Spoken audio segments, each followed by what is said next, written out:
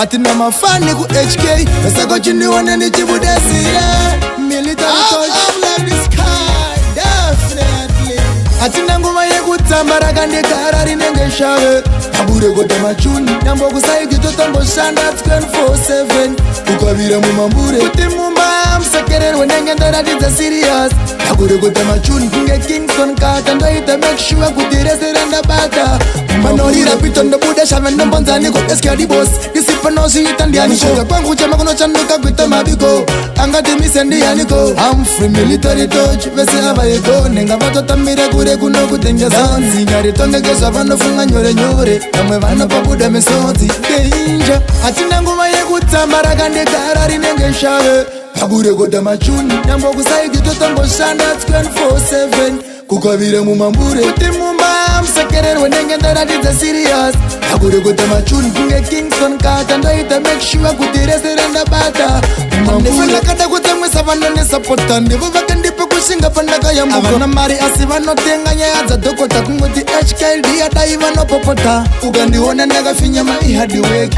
JP vataurire vazive kuti aisi nyore kupinda mubuti uchishamarara unobuda ziya atina nguva yekutambara kandi karari nenge shave abure kote machuni nyambo kusaiki totomboshanda 24/7 kukavire mumambure kuti mumba msekererwe nenge ndaratidza serious abure kote machuni kunge Kingston kata ndoita make sure kuti rese randabata mumambure atina nguva yekutambara kandi karari nenge shave abure kote machuni nyambo kusaiki totomboshanda 24/7 kukavire mumambure kuti mumba msekererwe nenge ndaratidza serious abure kote machuni kunge Kingston kata ndoita make sure kuti rese randabata manorira pito ndobuda shave ndombonzani kodeska di boss disipa noziita ndianiko kwangu chama kuno chanduka kwita mabiko angati mise ndianiko atina mafani ku HK pesa kochini wana ni chibudesira nge Kingston kata ndoita make sure kuti rese randabata free military touch vese abayego nenga vatotamire kure kuno kutengeza nzinyari tongegezwa vanofunga nyore nyore namwe vanopabuda misodzi danger kuti aisi nyore kupinda mubuti uchishamarara unobuda ziya ukandiona ndakafinya maihardwork